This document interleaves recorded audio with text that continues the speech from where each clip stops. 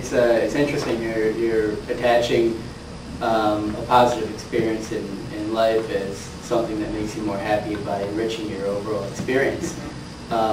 You know, I think that you can do the same thing with negative experiences that happen in life. I mean, we all have them, but I'll pick an extreme example. I have my cousin's grandfather on my mother's side was in World War II. He was one of the people. He was a paratrooper, and one of the people they send into trenches to kill Germans in close quarters with a knife or a handgun. And war was hell. And I mean, he was captured at one point. He was tortured. I mean, all these horrific experiences happened to him during that time. He's one of the happiest people I know. And that experience, I think, is one of the things that helped him be that way, because everything else is looked at in contrast. It's about kind of how he lives his life, not how he attaches an experience to that life. So whether it's positive or negative, it certainly impacts your being, but it's about your perspective that you take to it. You have to really, I think the word embrace was thrown out there before, appreciation. I think appreciate it all. I have a personal philosophy that everything that happens for a reason that benefits me. That's the part that I add. That benefits me. It doesn't matter whether you interpret it whether it's good or bad. I personally don't look at things in my life as good or bad anymore. I look at them as things that make me look at myself. They always benefit me. I just don't always see the benefit then and there. But the thing I've learned to do is just know the benefits there, and one day it will reveal itself to me. So I'm happy in that moment that I'm going through the experience, because I know that it's giving me a greater value, even if I can't recognize it right then and there. So I mean, have you ever had the experience where years later you go, man, that thing didn't happen to me 3 years ago.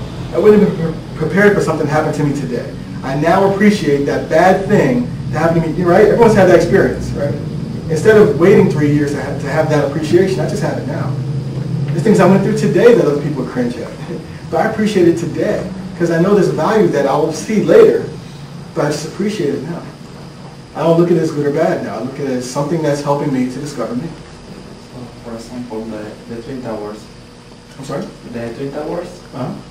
That make you, well, you can appreciate life. You are alive. So let me tell you that. Very good news, but it's something, it's, Let me tell you. Yeah. Benefits you. Twin Towers, great example.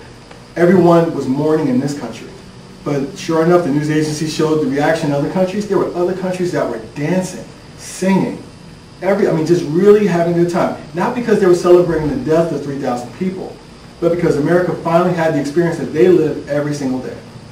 It's a different perspective. So where we're looking at this like this horrible, crazy thing, other people go and they finally get it.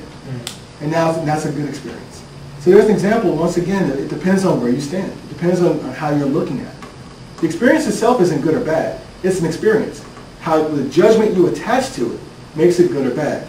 And if you let that judgment drive whether you're happy or not, then you're once again letting something outside of yourself determine how you look at life, determine how you feel about life. All right? I do it in reverse. I decided a long time ago I wasn't going to let anyone steal my happiness, including myself. Think about that. So now when I approach life, I'm always approaching it from the perspective of excitement, of joy, of, I got to live another day, and then whatever happens, happens. I just accept what happens and I just keep going through it. I'm not looking at life like, if I get this, then I'll be happy. But if this happens, that's sad. We constantly chase what we think will be pleasurable and then avoid what is going to be painful, or what we think is going to be painful. And then when something painful happens, then we're sad. Now I'm not happy. But when something pleasurable happens, now I'm happy, but then you got to take it away, so now I'm sad. It's this. I don't want that. I want this. I have this, and there's nothing any of y'all can do about it. Because the choice is mine. Only I impact that.